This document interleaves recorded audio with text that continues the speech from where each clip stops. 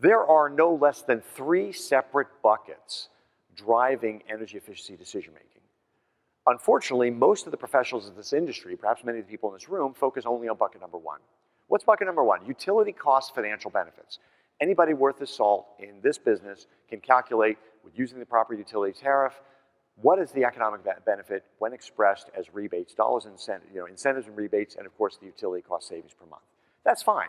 It sounds like a big bucket, especially in a high-cost area like Hawaii, where it just came from, where utility prices have been between 30 and 45 cents a kilowatt hour, depending on which island you're on, recently. Bottom line, though, is what about Salt Lake City? 4 cents, 6 cents? What about other places in the country where you don't have that tailwind of 40 cents a kilowatt hour to fuel your value propositions?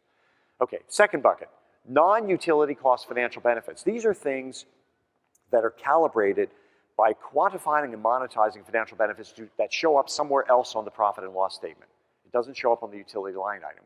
It's my studied observation, having been in this business for 2 decades, that that second bucket is at least 10 times as large as bucket number 1 if you take the time to quantify and monetize them. And of course, that preconditions or presupposes that you actually know which ones to quantify and monetize because you have a segment-specific understanding of how your benefits map into their benefits they care about.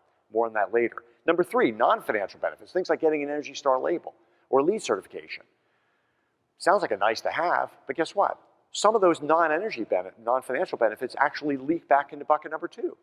And I'll show you a slide later that shows that in no less than 6 studies over the last half dozen years, there is a statistically significant relationship between a building that has an ENERGY STAR label on it and higher rent per square foot, higher occupancy, and higher appraised value per square foot.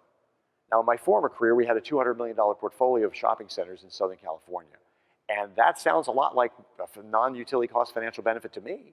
So essentially what I'm trying to say here in the brief time that I have with you this morning is that if you take a look at all 3 buckets, the first one, the one that you focus on the most, is actually the smallest bucket. The second one is the one that's going to resonate most with your customers because you're giving them benefits that can be measured with the yardsticks they're already using to measure their own success. And the third bucket, if properly couched, actually leaks benefits back into the second bucket.